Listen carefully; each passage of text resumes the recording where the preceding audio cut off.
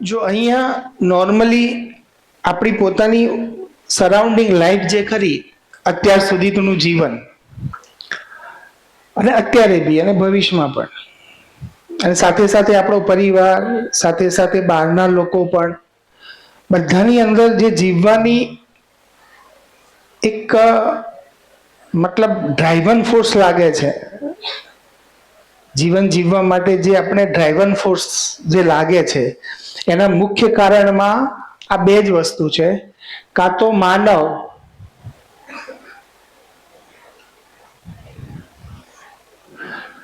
માનવના જીવવાના બે પેરામીટર જ બની શકે, કાં તો એ પ્રભાવમાં જીવે કાં તો સ્વભાવમાં જીવે.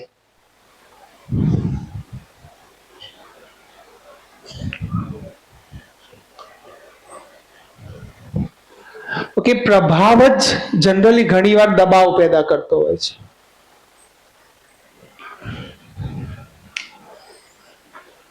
સ્વભાવ અને પ્રભાવ, ઓકે, આ બંને વિશે આપણે કોઈ ચર્ચા કરી શકીએ કે પ્રભાવ કોને કહેશું?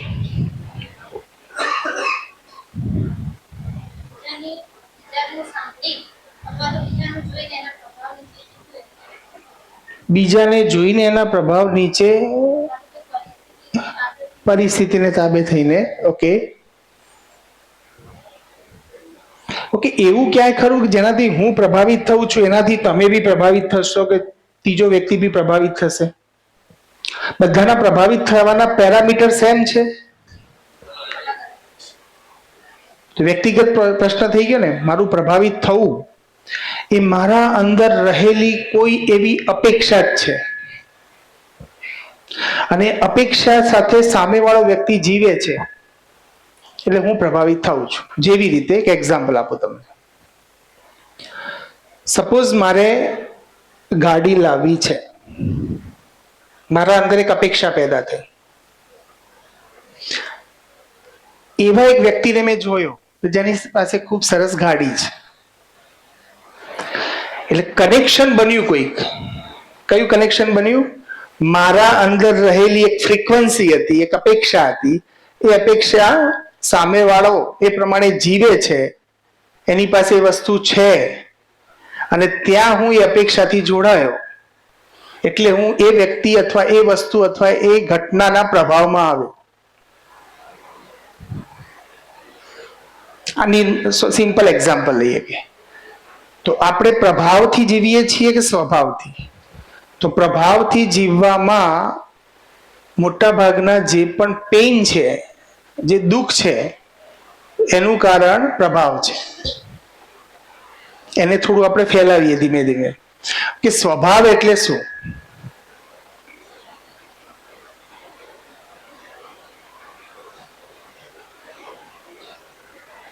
દરેકનો સ્વભાવ જુદો જુદો છે કે એક છે? કેટલાનું કેવું જુદો જુદો છે? કેટલાનું કેવું એક છે? 2 3 4 5 મિત્રો એમ કે છે કે એક છે. હવે જો અહીંયા આપણે સરકાર બનાવવી હોય, વોટિંગના આધારે બનાવવી હોય તો કઈ બને? રિયાલિટી એવી છે કે બહુમતી દર વખતે સાચી હોય એવું જરૂરી પણ ના હોઈ શકે. તો ચેક કરીએ આપણે. તો હવે બહુમતી સાચી નથી, આ ખાલી સમજવાની ઘટના લઈએ. બહુમતી સાચી નથી. હવે આપણે એક વાતનો સંવાદ કરીશું અને પછી જોઈએ કેટલા હાથ અદ્ધર થાય છે. તો સમજણ આયાના અંતે બધાના હાથ અદ્ધર થશે. હાલ એક આપણા પાસે જે આપણે માન્યતાઓ માની છે કે બધાના સ્વભાવ જુદા જુદા જ હોય, સમસ્યાઓનું મુખ્ય કારણ બધાના સ્વભાવ છે. એટલે સુધીથી કહેવામાં આવે છે કે માણસનું બધું બદલી શકાય પણ એનો સ્વભાવ ના બદલી શકાય. કારણ કે બદલતા બદલતા આપણે થાકી જઈએ છીએ. આવું આપણે માનેલું છે. તો સ્વભાવ એટલે સમજો એક છે કે અલગ છે? પ્રશ્ન આપણો પહેલા ક્લિયર કે સ્વભાવ બધાનો અલગ હોય કે એક હોય? ઓકે, જેમને એક કીધું છે એમને એક વાર સાંભળીએ પછી આપણે ચર્ચા કરીએ. મહેશભાઈ.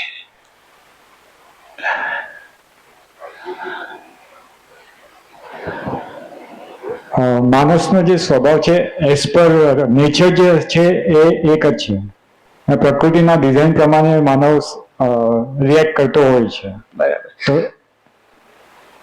એ પોતે સુખી રહેવા માંગે છે, બીજાને બી સુખી કરવા માંગે છે. પરફેક્ટ. તો વાત એમ છે કે સ્વભાવ બધાનો અલગ અલગ હોઈ શકે. સરે વાત મૂકી એના પછી કેટલા લાગે છે કે બધાનો સ્વભાવ અલગ હોય? ઓકે, વાતને હું રિપીટ કરી દઉં. દરેક વ્યક્તિ સુખની ચાહના સાથે છે. એ જ એનો સ્વભાવ છે. એના સિવાય જે એને માની લીધું છે એ એની માન્યતાઓ છે, એ એનો સ્વભાવ નથી. એ માન્યતાઓનું પણ લક્ષ્ય ક્યાં હોય છે? ચલો, મેં કોઈ માન્યતા માની લીધી, તો એ માન્યતાના અંતે પણ મારે જે રિઝલ્ટ જોઈએ છે, કયું જોઈએ છે? સુખી થવાનું. તો હું ગમે તેટલી માન્યતાઓ બનાવીશ તો માન્યતાનો છેડો તો છેલ્લે સુખ ઉપર જ પહોંચશે. તો હું જેને સ્વભાવ કહું છું એ સ્વભાવ નથી, માન્યતાઓ છે. એટલે અલગ અલગ છે. તો બધાની માન્યતાઓ તો અલગ થઈ શકે, સ્વભાવ અલગ ના થઈ શકે. કારણ કે મારો સ્વભાવ એ મારા હાથની વાત જ નથી. મારો સ્વભાવ એ મારા હાથની વાત જ નથી. હું ક્યાંથી બદલીશ એને? તો માનવનો મૂળ સ્વભાવ તો સુખી થવાનો છે, નિરંતર સુખી થવાનો છે. એને માણસ ઈચ્છે તો બી બદલી શકે? ઈકો પડે છે કદાચ થોડું. માનવનો સ્વભાવ સુખી થવો છે. સ્વભાવને આપણે જ્યારે ખોલીએ છીએ ત્યારે એમ ખબર પડે છે કે સ્વભાવ એટલે સ્વીકૃતિના ભાવમાં જીવવું. સ્વીકૃતિના ભાવમાં સ્વીકૃતિ ભાવ, સ્વભાવ. તો સ્વીકૃતિના ભાવમાં જીવવું.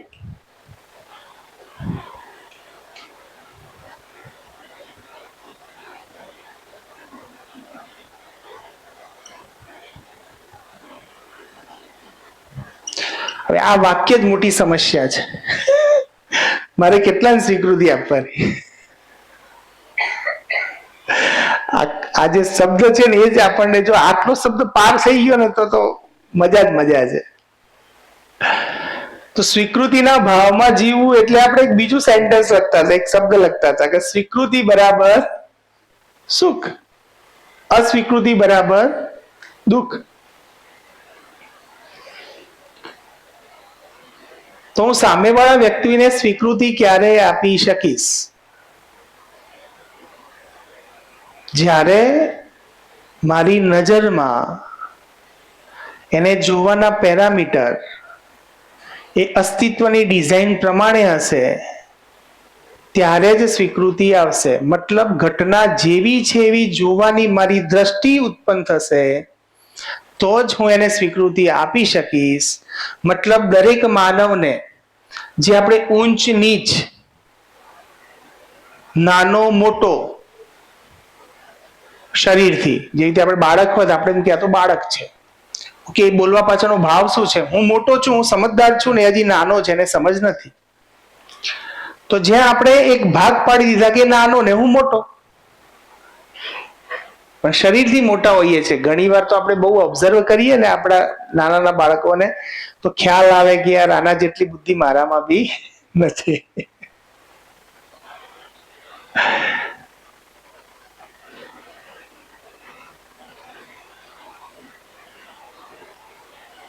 તો જે આપણે ભાગ પડી ગયા છે, કોઈ જો રૂપના આધારે ભાગ પડી ગયા છે, કોઈ ખૂબસૂરત કેટરીના કેફને જોઈ લીધા અને આપણે એની સામે ઉભા રહ્યા, કોઈ મેલ છે ને કોઈ શાહરૂખ ખાનની સામે ઉભો રહ્યો, તો રૂપના પેરામીટરના આધારે એને એમ લાગે કે યાર ભગવાને મને રૂપ ના આપ્યું. મતલબ પોતાને લો ફીલ કરવા, બીજાને હાયર ફીલ કરવા, આ જ પ્રભાવ છે. મારી અંદર ખૂબસૂરત દેખાવાની એક અપેક્ષા હતી અને અપેક્ષા મેં બીજે ક્યાંક પૂરી થાય છે એવું જોયું, તો એનાથી મને એમ લાગ્યું કે આ મારી પાસે નથી, એટલે હું એના પ્રભાવમાં આવું છું. બલના આધારે તો શક્તિ પ્રદર્શન બધે જ થાય છે. હમણાં બી આજે રિક્ષાવાળા ભાઈઓએ હડતાલ પાડી છે, કારણ એક જ છે, એમાં એમનો કોઈ વાંક બી નથી. મેં આખી ઘટનાને મારી રીતે થોડી વિચારી તો ક્યાંક એવું લાગ્યું કે ઠીક છે, આ બધા પરમેનન્ટ સોલ્યુશન તો નથી. કારણ કે એક બાજુ એક ડિપાર્ટમેન્ટ, પોલીસ મિત્રો જે છે એ ઉપરથી કોઈ પ્રેશર હોય એટલે અહીંયા સ્ટ્રિક્ટ થઈ જાય. હવે એમના બધા ડોક્યુમેન્ટ મેળવવા માટે જે તે ડિપાર્ટમેન્ટમાં જાય ત્યાં એમનું કામ સરળતાથી થાય નહીં. એક મિત્ર એવું કીધું કે સાહેબ આ બધું અમે કરવા જઈએ ને તો અત્યારે લાખ રૂપિયા ખર્ચો થાય એક નાની રિક્ષાવાળાને. કામ નાનું છે, કામ તો સસ્તું જ છે, પણ એને પૂરું કરવા માટે અમારે જે વ્યવહાર કરવાનો આવે છે,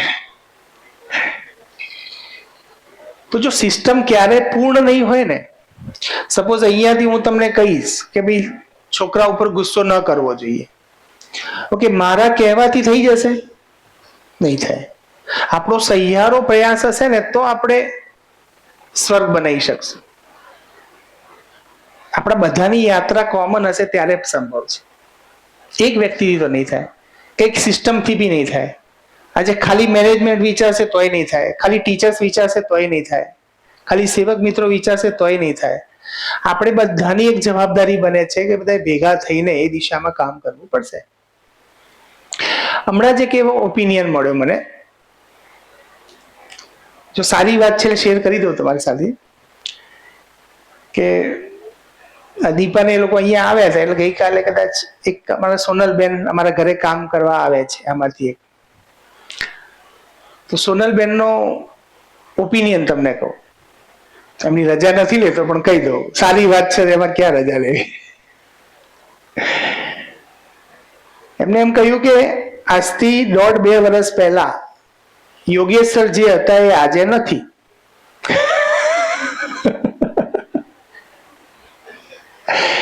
કે 1.5-2 વર્ષ પહેલા જયારે સાહેબની ઓફિસમાં જવું હતો મને ડર લાગતો,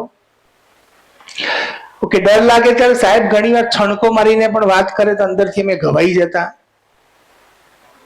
બરાબર, એમને એ ફેરફાર જોયો અને એમના શબ્દો છે. ઓકે, પછી મેં એને વધારે લિંક કરી. મેં કદાચ એ જ વસ્તુ એવી હતી કે યોગેશભાઈ મારી ઓફિસમાં આવતા ત્યારે એમને વિચાર કરવો પડતો હતો, તો એ બી તમે મને ગઈ વખતે કીધું હતું. તો ક્યાંક ને ક્યાંક તો હતું કે છેડો તો બાયપાસ થતો હતો, પ્રભાવ પસાર થતો હતો. પેલી આપણે એક સરસ વિડીયો જોયો હતો ને, મેં તમારી સાથે ખરાબ વ્યવહાર કરેલો, તમે ઘરે જઈને નિલેશભાઈ સાથે કર્યો, બીજા દિવસે નિલેશભાઈ મને વાત કરી. હા નિલેશભાઈ,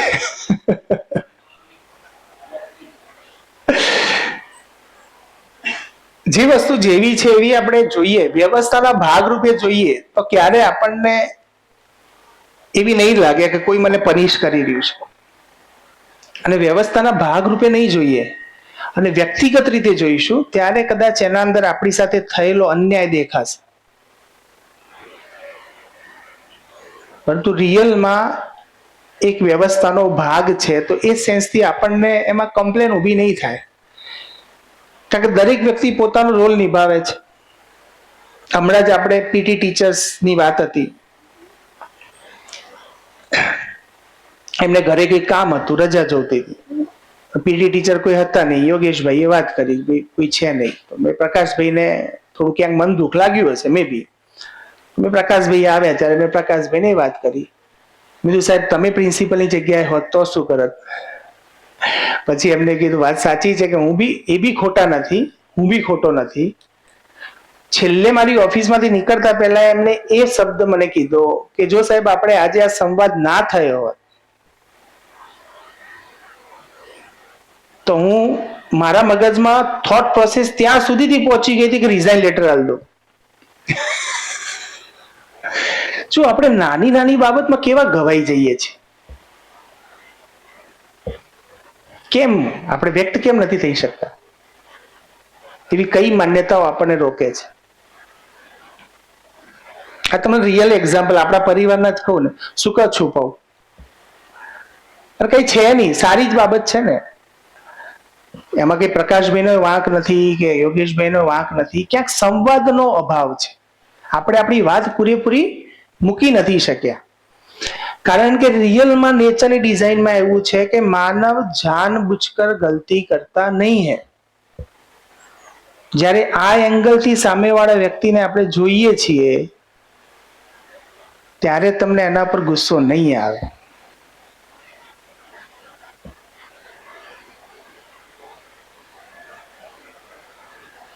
તો આ હમણાં ગઈકાલ કે પરમ દિવસની ઘટના એ, બરાબર છે.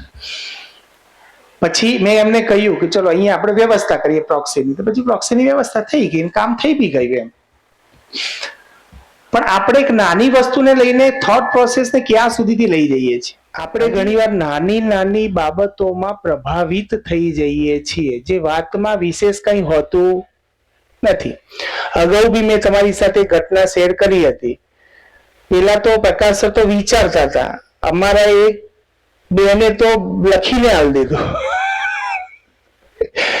પછી મેં એમની સાથે હસતા હસતા વાત કરતા કરતા બીજા દિવસે નોર્મલ થઈ ગયા. વાતમાં કઈ જ નતું કે એમની સાથેના કલીગ્સ એમની સાથેનો વ્યવહાર સારો ના કરે એટલે એમને ગુસ્સો આવી ગયો. તો આપણે કયા પેરામીટર પર નિર્ણયો લઈએ છીએ? કે આ કીધું ને આમ થઈ ગયું, આ કીધું ને આ થઈ ગયું, આને આવું ના કરવું જોઈએ. તો વાત આપણી એટલી છે કે સ્વીકૃતિના ભાવમાં જીવવું. સ્વીકૃતિનો ભાવ એ જ મારું સુખ છે, તો સ્વીકૃતિ મારી લાવવાની નથી, સ્વીકૃતિ થવી જોઈએ. જો સ્વીકૃતિ લાવું છું, તો આપણે ગઈ વખતે ચર્ચા કરી હતી કે કોઈ પણ ઘટનાને 3 એંગલથી જોઈ શકાય. નંબર 1, એ ઘટના મને બિલકુલ સ્વીકૃત નથી. એટલે ત્યાં હું શું કરીશ? એનો દલીલ કરવાનો, એનો વિરોધ કરવાનો શરૂ કરી દઈશ. ત્યાં સામે. એવું ક્યાં જોવા મળે? તો પતિ પત્નીમાં તેમાં વધારે જોવા મળે કે જ્યારે કોઈ વાતથી અસંમત હોય તો ત્યાં પાડી જ દેવાના. પતિ પત્ની એકબીજા માટે છે ને ઘોડો ચડાયેલો જ રાખે, એમ ગમે ત્યારે ડીશુમ ચાલુ થઈ જાય. બીજું છે કે મને સ્વીકૃત તો નથી, પણ હું સ્વીકૃત કરું છું. મતલબ સરફેશિયલ સ્વીકૃતિ, ઉપરથી, અંદરથી સ્વીકૃત નથી. જેવી રીતે મેં કોઈ નાના બાળક સાથે, હું ટીચર છું અને મેં એક બાળક સાથે, અથવા હું બાપ છું અને મારા દીકરા સાથે, અથવા હું ટ્રસ્ટી છું ને કોઈ ટીચર સાથે, એવો કોઈ બી એક્ઝામ્પલ લઈ લો જ્યાં તમને પદનો ફેરફાર દેખાય એવી જગ્યાએ, અને તે ખરાબ વ્યવહાર કરી દીધો. સામેવાળા સ્વીકૃત હશે? આજે નાના બાળકને આપણે ધમકાઈ દીધું, કાં તો 2 લાફા મારી દીધા, સપોઝ એક્ઝામ્પલ લઈએ, તો એને સ્વીકૃત નથી, પણ એ શું કરશે? સ્વીકારી લેશે. સ્વીકારવું એનો મતલબ સામે વિરોધ નહીં કરે. મતલબ આટલો કે એ વખતે વિરોધ નહીં કરે. અંદર તો વિરોધ છે કે હું સાચો હતો છતાં બી મારી સાથે કેમ આવું થયું. વર્ષો પહેલા ઘણી ઘટનાઓ આપણા ક્યાંક માનસ ચિત્રો પર આવી જતી હોય છે. હું આ વાત કરું છું ત્યારે મને એક ઘટના યાદ આવે છે કે એક દીકરો હતો, મસ્ત આમ નિખિલ કરીને નામ હતું, અને એટલો સરસ કે એને જનરલી મસ્તીમાંનું નામ ના હોય.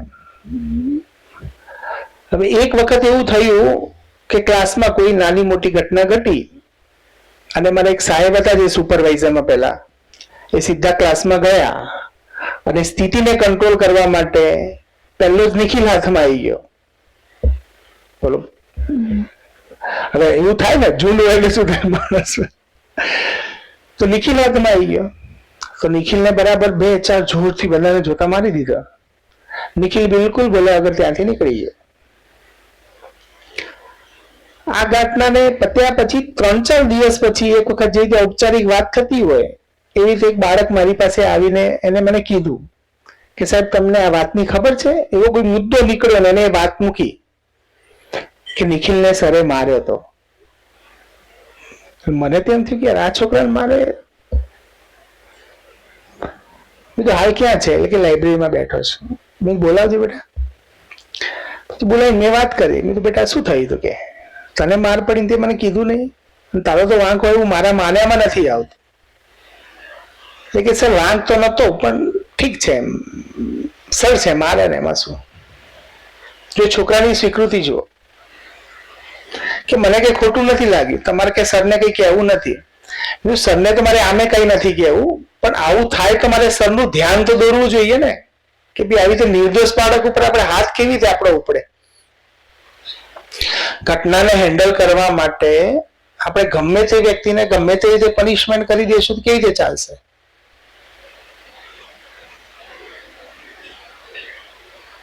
તો એની સ્વીકૃતિ એવી હતી કે ઠીક છે મારા સર છે તો મને મારે, એમાં કોઈ મોટી વાત નથી. તો એ બાળકને તો ક્યાંક અંદરથી એમ હતું કે હું તો નિર્દોષ હતો, પણ એ દલીલ ના કરી મારા આગળ, પણ મનમાં તો એ હતું. પછી એને આખી વાત મૂકી ત્યારે મેં સાંભળી, અને પણ એના મનમાં હતું એને કે સાહેબ મારો વાંક તો નહોતો, પણ મને એનો વિરોધ બી નથી સરે પનિશમેન્ટ કર્યો. પણ વાંક નહોતો ને જ્યારે આવી ઘટના 2-4 વખત કોઈ માણસ સાથે બને પછી એ સમાજ સાથે કેવો વ્યવહાર કરે. એકવાર એને લેટગો કર્યું, બીજા સાહેબે બીજા દિવસે માર્યો, ત્રીજા સાહેબે ત્રીજા દિવસે માર્યું, પછી 5-7-8 માણસો બધાએ ખરાબ વ્યવહાર કર્યો. પછી એના વ્યક્તિત્વનું ઘડતર કેવું થાય?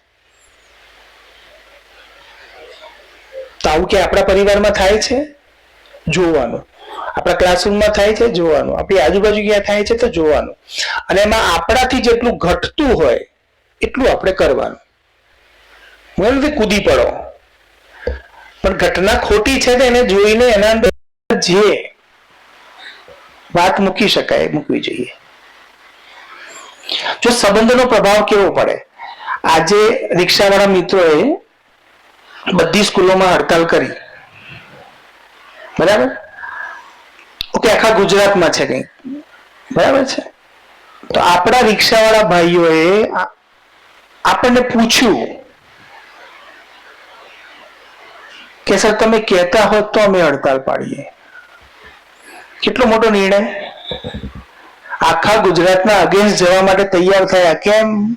કે આપણે સ્કૂલને હેરાન નહીં કરીએ. કેમ? કારણ કે એમનું આપણી સાથે નાનો મોટો થયેલો સંવાદ છે, એમને આપણે આપણા માન્યા છે, એટલે એમને ખબર છે કે કોઈ પણ પરિસ્થિતિમાં કે સાહેબો આપણી સાથે રહે છે. તો આજની જ ઘટનાનું એક એક્ઝામ્પલ આપ. મેં કહ્યું ભાઈ નહીં, અમે એમાં નહીં પડીએ, આ તમારા વ્યક્તિગત પ્રશ્નો છે અને તમારે તમારા એસોસિએશન સાથે જ રહેવું પડે. આ કઈ શાળાનો પ્રશ્ન નથી. શાળાનો તમારો આપણા બંનેનો પ્રશ્ન આપણે ચર્ચા કરી શકીએ. આના અંદર અમારું ઇન્ટરફિયર કરવું એ યોગ્ય ઘટના નથી, કારણ કે આપણે એનું સોલ્યુશન બી લાવી શકવાના નથી. જો આપણે સોલ્યુશન લઈ શકીએ એવી સ્થિતિ હોત તો આપણે ઇન્ટરફિયર કરત. મારા કહેવાથી કદાચ ઉપલા લેવલે કોઈ ગુજરાત લેવલે કોઈ નિર્ણય બદલાવાનો હોત તો ઇન્ટરફિયર કરું. ખબર છે કે નથી થવાનું. તો જ્યારે વ્યવસ્થા તૂટે ત્યારે एक गलती को गलती से नहीं रोका जा सकता. तो अव्यवस्था ने अव्यवस्थाથી સીધી તો નહીં જ કરી શકાય, પણ ટેમ્પરરી દબાઈ શકાશે. એટલે દબાશે, બીજું કઈ નહીં થાય. તો બીજી રીત છે કે સ્વીકૃત નથી, પણ સ્વીકૃતિનો હું ઢોંગ કરું અથવા સ્વીકૃતિનું પડ ચડાવું. જે રીતે મને એક ઘટના એ બી યાદ આવે છે કે આપણા શિક્ષક મિત્રએ વાત કરી હતી કે મારે એક્ટિવા જોઈએ છે, પણ મારી મમ્મીએ કીધું એટલે મેં મારા ભાઈ માટે એની સ્વીકૃતિ આપી. આવી એક ઘટનાની આપણે ચર્ચા પહેલા થઈ હતી. તો મારા ભાઈને એક્ટિવા મળે એમાં મને બિલકુલ સ્વીકૃતિ નથી, પણ મારી મમ્મી વચ્ચે ઇન્ટરફિયર થઈ અને એને એમ કીધું કે હાલ ભાઈને જરૂર છે તમે આપો, પણ એમને એ બી ખબર નથી કે મારે બી જરૂર છે. તો એ કેવી હતી? સરફેશિયલ સ્વીકૃતિ હતી, ઉપર ઉપરથી. ટેમ્પરરી વિરોધ ન કરવો એ સરફેશિયલ સ્વીકૃતિ છે. સરફેશિયલ સ્વીકૃતિ એ સમાધાન નથી, એ બહુ ખરાબ સ્થિતિ છે. એનું જ બીજું નામ આપણે આપ્યું સહન કરવું.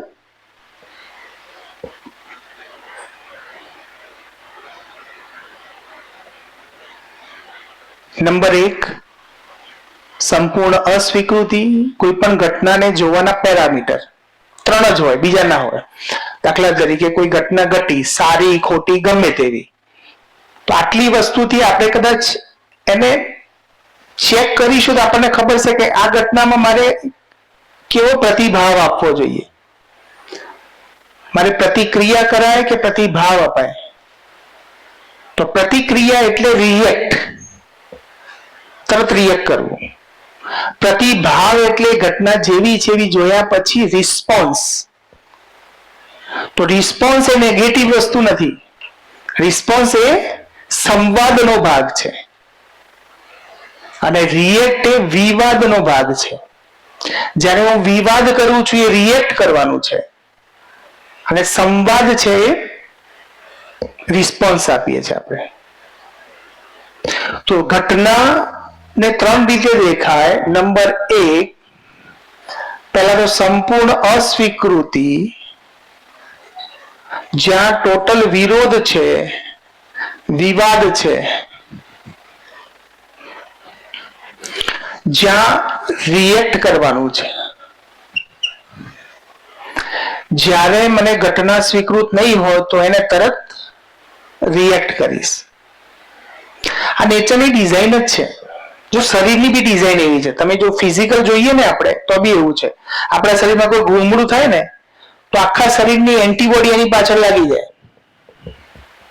એ રીતે મારા મનમાં પણ, મારા વિચારોમાં પણ કોઈક એવી ઘટના ઘટે છે અથવા કોઈ ખોટો વિચાર આવે છે તો એને કરેક્ટ કરવા એ ઘણા બધા પ્રયત્નો કરશે, પણ સાચો રેફરન્સ નહીં હોય ત્યાં સુધી કરેક્ટ નહીં થાય. આપણે પ્રયત્નો તો એને સુધારવાના જ કરીએ છીએ, દર વખતે સુધારવાના પ્રયત્નો કરીએ છીએ. દરેક માનવ સુધારવાના પ્રયત્ન કરે છે, પણ રેફરન્સ ખોટો છે. જેવી રીતે મારે એક દાખલો ગણવો છે, સાચો જ ગણવો છે. હું એક ટીચર પાસે ગયો, એને નહોતો આવડતો. હું ગયો, કેમ ગયો? મારે સાચો ગણવો છે એટલે. પણ ત્યાં બી નહોતો આવડતો, એટલે એ તમને શીખવાડશે ખરું, જેને શિખામણ કહીએ આપણે. શિખામણ આપશે ખરી, પણ એની પણ શિખામણ એની લાઈફમાં ક્યાંય કામ લાગી નથી. આપણે વંદનભાઈ વાત કરતા હતા, ખ્યાલ છે કે પેલા ઘણી વાર છોકરા પર છેલ્લે કહીએ કે તમે તમારા છોકરાને સમજાવી દો પેલા, પછી મને સમજાવવા આવો. તો એનો મતલબ એ માણસ બી કઈ તમને ખોટું શીખવાડે છે એવું નથી, પણ એની પાસે બી સાચો રેફરન્સ નથી. 3, 4, 5 તમે જ્યાં જશો ને, કોઈ માણસ જયારે દુઃખી થાય ત્યારે ક્યાં જાય? તો કોઈ સજ્જન માણસ પાસે જાય અને પૂછે કે ભાઈ શું કરું આમાં. પછી એ ત્યાંથી કોઈ, જેવી રીતે આપણે ડોક્ટર પાસે જઈએ ટેબ્લેટ લખીને આલે ને, એવી રીતે 4 શિખામણો આલે આપણને. એ 4 શિખામણો આપણે લાઈફમાં એપ્લાય કરીએ. ઘણી શિખામણોમાં ટેમ્પરરી સોલ્યુશન આવે, પછી પાછું હતા એવા ને એવા આપણે. તો સાચો રેફરન્સ નથી, એ સમસ્યા છે. તો રેફરન્સ સાચો ક્યાં છે? તો જેનાથી મને સંપૂર્ણ સ્વીકૃતિ આવી જાય, દરેક ઘટના માટે સહજ સ્વીકૃતિ આવી જાય, એ સાચો રેફરન્સ. જેનાથી હું નિરંતર સુખની સ્થિતિમાં પોતાની જાતને મૂકી શકું, એ સાચો રેફરન્સ.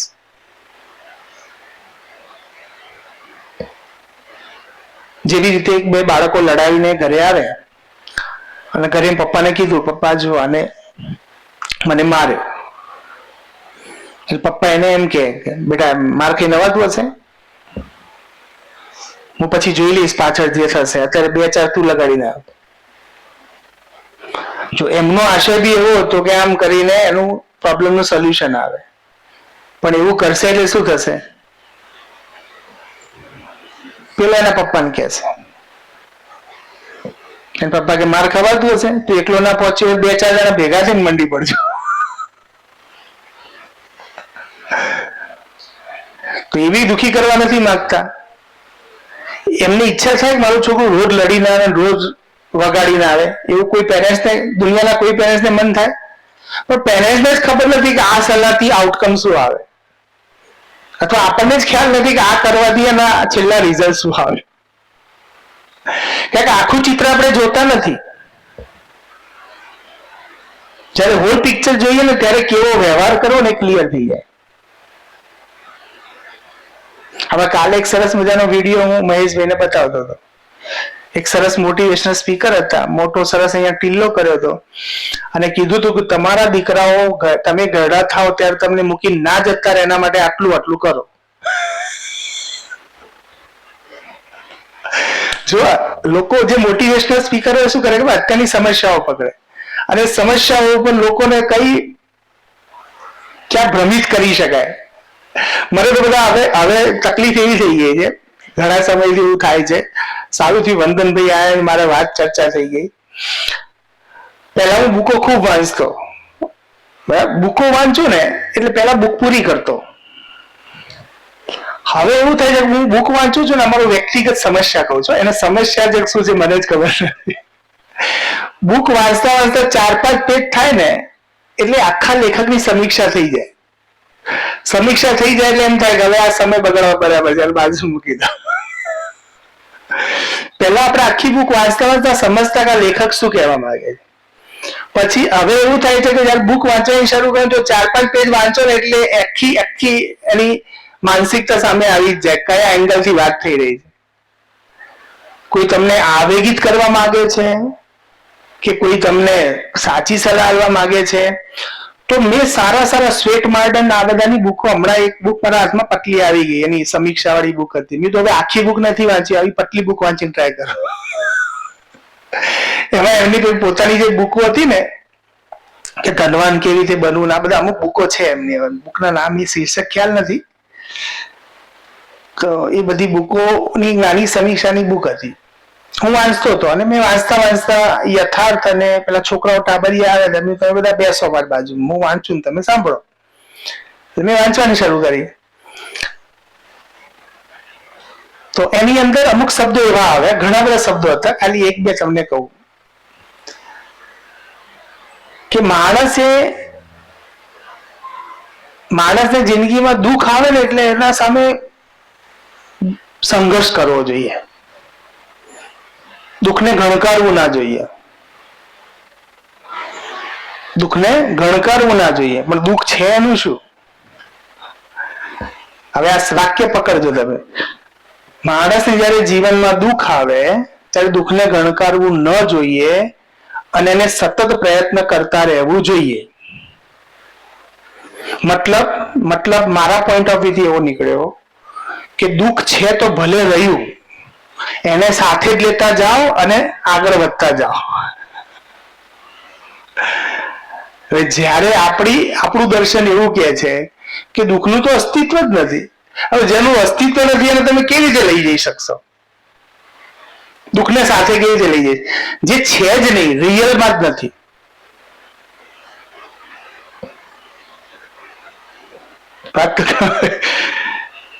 વાત એવી નીકળી કે દુઃખ આવે ને ત્યારે હાર નહીં માનવાની, દુઃખનો સામનો કરવાનો અને સંઘર્ષ કરતા કરતા આગળ વધવાનું, પણ હાર માનવાની નહીં. એક દિવસ તો સારો આવશે જ. દર્શન એવું કહે છે કે બધા દિવસો સરસ જ હોય.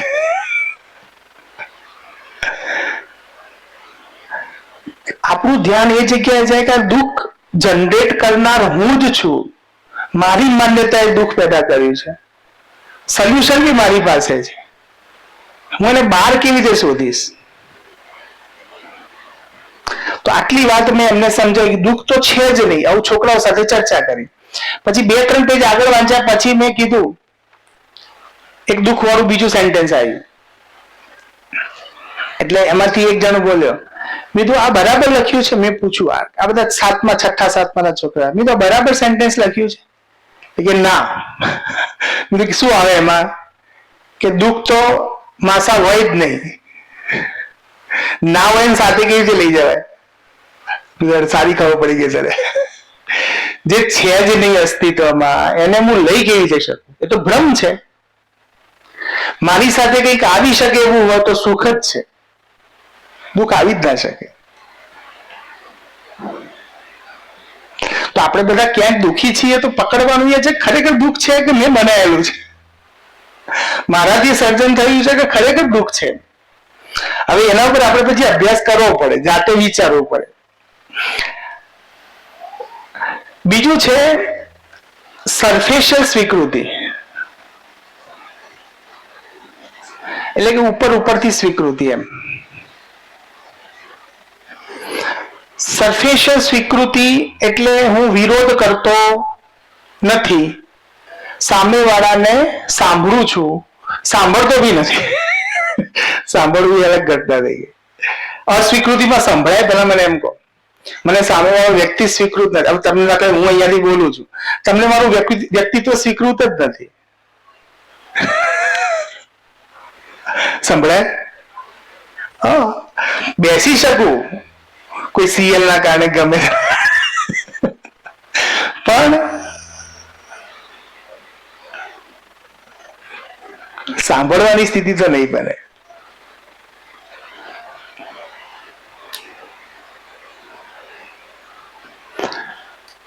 તો આપણે બેસીએ બી છીએ ઘણી વાર, ઠીક છે, એમ કરતા કરતા એક શબ્દ બે શબ્દ ક્યાંક કઈ કડી જશે, ક્યારેક મન થઈ જશે, આજે નહીં તો કાલ મન થઈ જશે ક્યારે આને સમજીએ. કારણ કે જ્યાં સુધીથી આપણને પીડા પેદા નથી થતી ત્યાં સુધી આપણે સમજવા બી તૈયાર નથી હોતા. એટલે દુઃખ એ વાસ્તવમાં શું છે? તમને પ્રકૃતિ સમજવા માટે તમારી સાથે ઘટના ઘટાવે એટલે તમે અંદરથી તૂટી જાઓ એટલે તમે સમજવાની દિશામાં, સુખી થવાની દિશા તરફ તમારું ધ્યાન જાય. પછી તમે રસ્તો શોધો કે આમાંથી હું બહાર કેવી રીતે નીકળું. એટલે દુઃખ જેવું કઈ નથી, પણ દુઃખ જે છે ઇન્ડિકેટર છે, એ બતાવે છે કે તમે ખોટા રસ્તે છો, સાચા રસ્તે ચાલો. તો અસ્વીકૃતિ, સરફેશિયલ સ્વીકૃતિનો મતલબ સહન કરવું. આ બીજો શબ્દ વાપરીએ આપણે એને. અને સહન કરેલી વસ્તુ કેવી હોય કે આજે સ્પ્રિંગની જેમ દબાય, ફરીથી દબાય, દબાતા દબાતા એક કેપેસિટી તો આવે, કેટલા દિવસ સહન કરવાનું, અને પછી શું થાય? ઉછળે એટલે ભૂકંપ, પ્રલય આવી જાય, પરિવારમાં પ્રલય આવી જાય, જીવનમાં પ્રલય આવી જાય, લાગાવા તો ડાયવોર્સ લેવાઈ જાય. ને ઘણી વખત છોકરા થયો તો લોકો ડાયવોર્સ લઈ લે છે. પેલા તો મમ્મી પપ્પાને એવું કહેતા, આપણે દીકરી હોય ને તો દીકરીને એવી રીતે શિખામણ આવતા, બેટા એક બાળક થશે ને પછી વાંધો નહીં આવે. કોઈ સાંભળેલું હશે. એટલે પેલા તું એક કામ કર, બાળક લાવી દે. બીજા દીકરીને ક્યાં ખબર બાળક લાવવાથી જફાઓ વધી જશે ભાઈ. એટલે હવે તો એટલી બધી સ્વતંત્રતા આવી ગઈ છે, જેને સ્વતંત્રતા કહેવી શું કહેવી શબ્દ ખોટો છે. આપણા દર્શન પ્રમાણે સ્વતંત્રતા અલગ છે, પણ આમ સ્વતંત્રતા એવી આવી ગઈ છે કે હું અહીંયા બે પૈસા કમાઈ લઈશ, મારે કે એમની હોશિયારી રાખવાની જરૂર છે.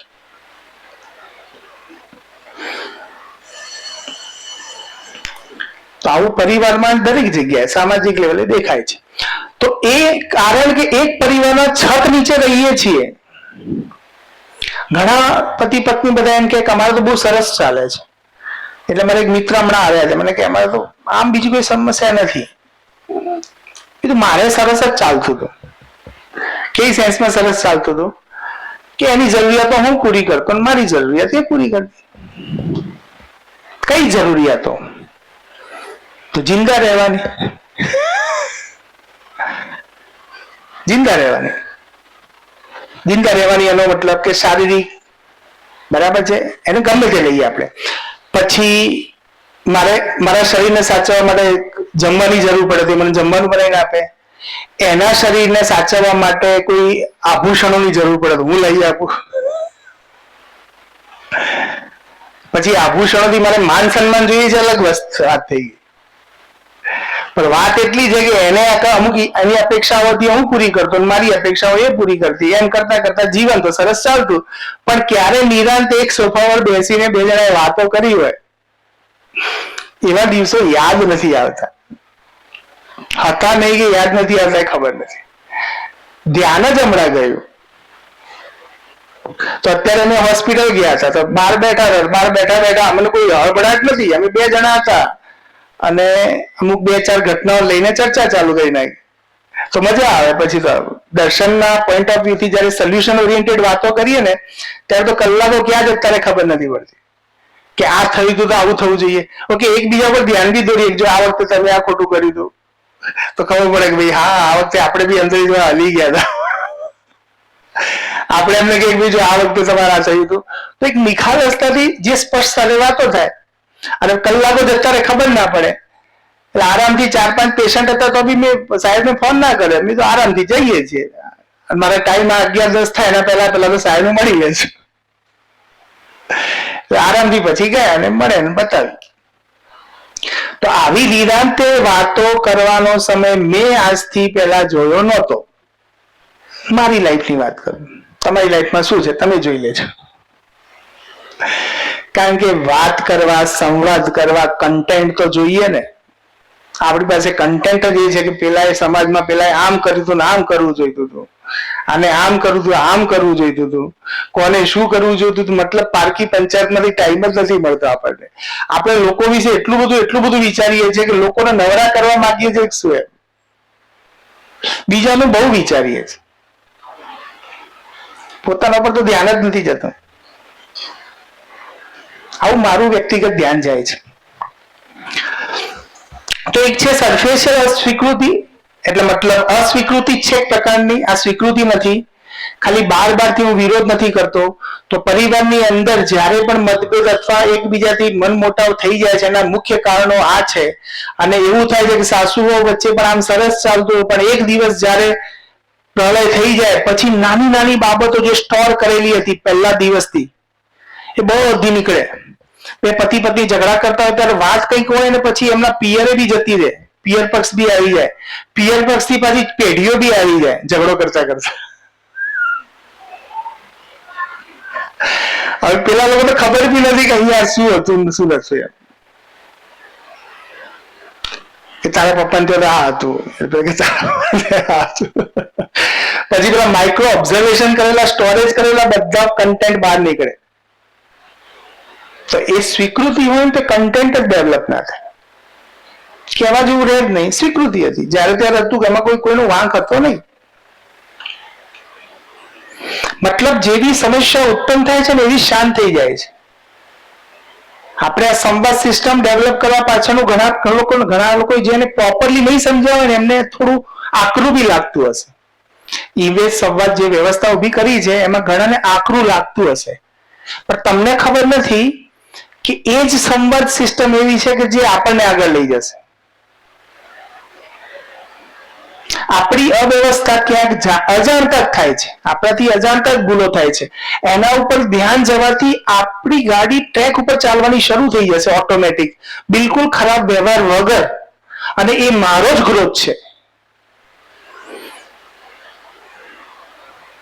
પણ એ એંગલ મારામાં ડેવલપ થશે તો હું એને રીતે જોઈ શકીશ કે સંવાદ તો થવો જ જોઈએ.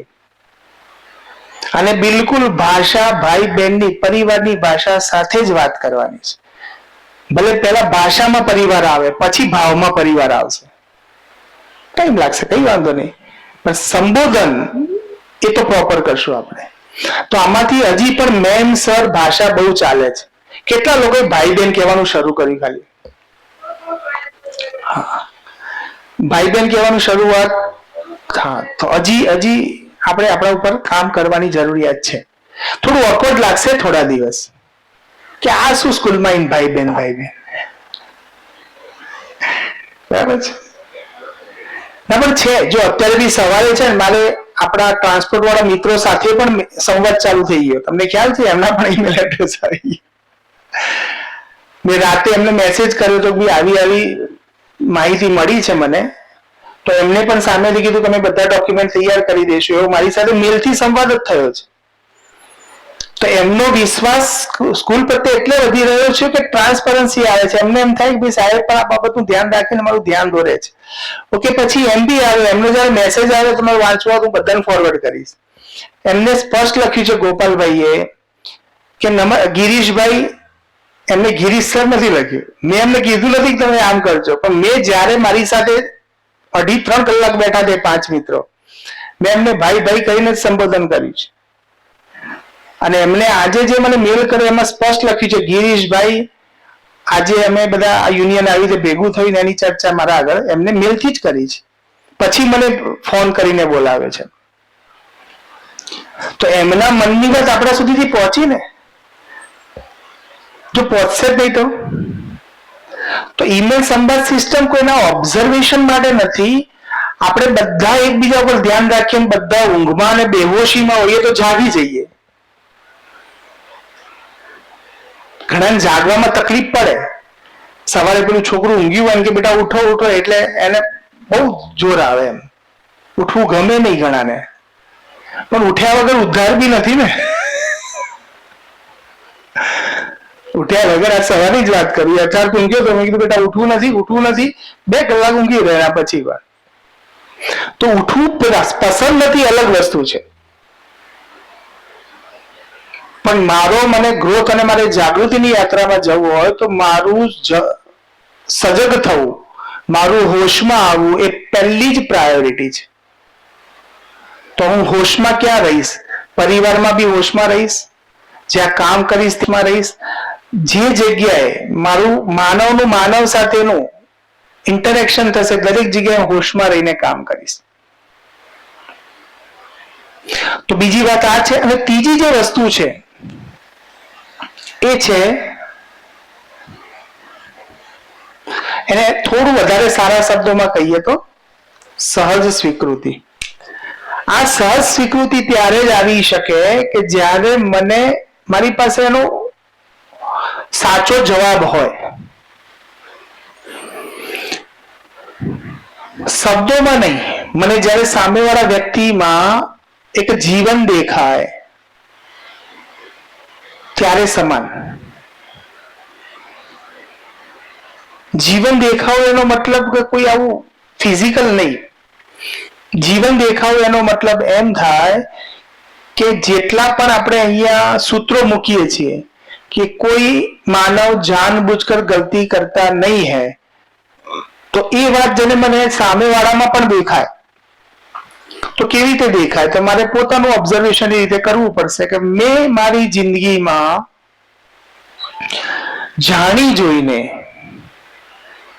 ક્યારે કોનું ખોટું કર્યું? એક વખત વિચારજો. તમે તમારી જિંદગીમાં જાણી જોઈને કોઈને દુખી કર્યા? એક ઘટના હોય તો મને કહો.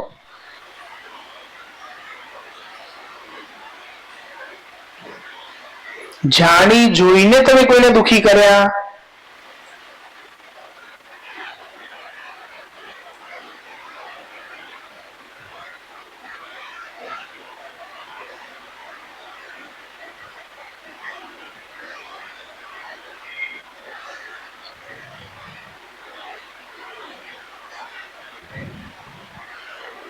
ઘણીવાર માન્યતાવશ ખોટું કરી નાખીએ આપણે, પણ એમાં પણ ઉદ્દેશ આપણો સામેવાળા માણસને દુખી કરવાનો તો નથી.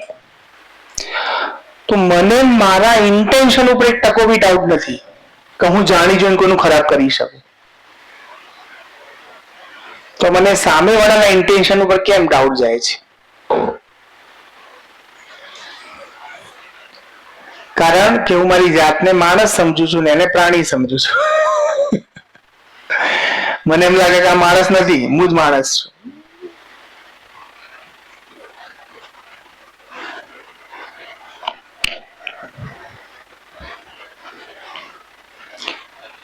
આપણને એવું લાગે કે હું જ સમજદાર છું, સામેવાળો સમજવા માંગતો નથી. એ સમજતો નથી એવું નથી માનતા આપણે, એ સમજી શકતો નથી, એની પાત્રતા કે યોગ્યતા નથી એવું નથી માનતા આપણે. આપણે શું માનીએ કે સમજવા જ નથી માંગતો, મતલબ એને આરોપી જ બનાવી દઈએ પેલા. અને પછી એની સાથે વાત કરવાની શરૂઆત કરીએ એટલે આપણા શબ્દો બી વિચાર કરો, તમે આપણે હસબન્ડ વાઈફ વાત કરતા હોઈએ અને પહેલથી જ માની કે આને જાણી જોઈને આવું કર્યું છે, હવે આપણે એમની સાથે સંવાદ કરવાની શરૂઆત કરીએ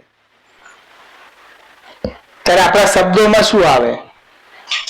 ભાવ તો પેદા, ભાષા ભાવને વ્યક્ત કરે. મેં પહેલથી સામેવાળાને ગુનેગાર માની જ લીધો છે અને હવે એની સાથે હું વાત કરું છું. અને પછી તમે વાતમાં કદાચ સુગર કોટેડ લઈ દેશો, શબ્દોને સુગર કોટેડ કરી નાખશો, પણ ભાવ એ તો પકડાઈ જ જશે. પછી ઘણી વાર આપણે એવું બી કહીએ, વકીલ બની જઈએ પોતાના, કે હું તો આવું નતો કહેવા માંગતો, હું તો આમ કહેવા માંગતો.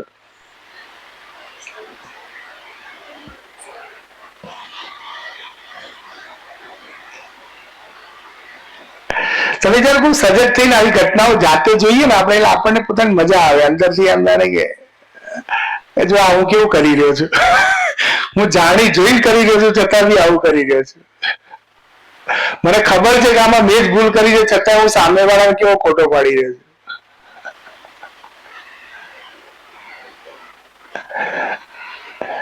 તો અહીંયા આપણે આજે સહજ સ્વીકૃતિ ખ્યાલ આવ્યો. એટલે મેં કહ્યું ને, જ્યારે આપણે કોઈ પ્રોક્સી આપીએ છીએ ને ત્યારે એક સરસ મજાનો શબ્દ વાપરીએ. આપણે પહેલી કેટેગરીમાં નથી જવું, હાલ શબ્દોથી કામ કરીએ, પછી શબ્દો ધીમે ધીમે ભાવ પકડશે. બરાબર છે? એમ નહીં પકડાય સીધું, શરૂઆત તો શબ્દોથી જ થશે. ઓકે, તો આપણે જયારે મેં બેનનું માથું એટલે હલ્યું, મેં એમને મોકલ્યો તો મેસેજ, કોઈ આપણને પ્રોક્સી કહે છે કે હું નથી આવવાનો અને મારી પ્રોક્સી આ બેન લે છે, પુષ્પાબેન મારી પ્રોક્સી લેવાના છે, તો પુષ્પાબેન સાઈડથી રિપ્લાય શું આવશે કે આ જવાબદારી મને સહજ સ્વીકૃત છે. મતલબ આ જવાબદારી લેવામાં મને કોઈ દુઃખ નથી.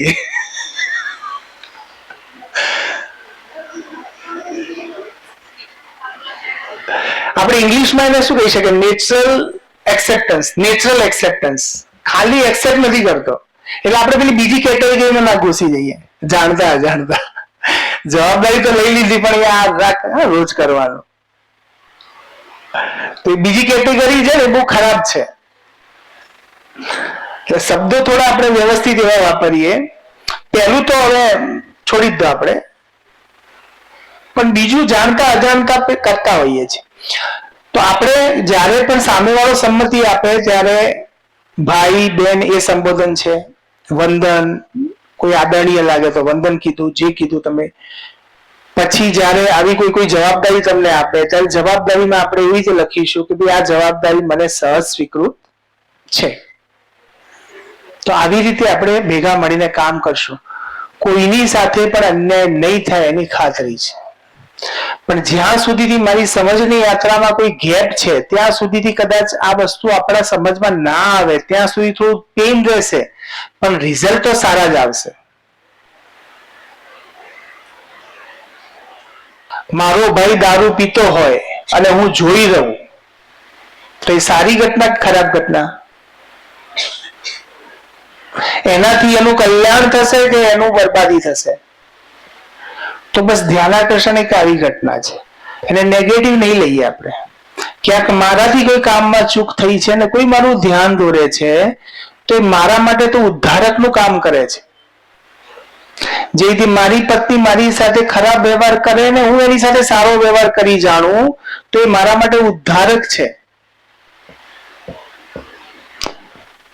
તો આપણું ધ્યાનાકર્ષણ એ એક આપણી આગળ યાત્રા છે, એને સુખદ કરવા માટેની ક્રિયા છે, નહીં કે કોઈને દુખી કરવા કે કોઈના ઉપર કેમેરા લગાવવાની ક્રિયા. એને એ એંગલથી જોઈશું નહીં આપણે. અને કદાચ જોશો ને તો પણ ધીમે ધીમે તમને વર્ષ બે વર્ષના અંતે ખબર પડશે કે હું ખોટું વિચારતો હતો.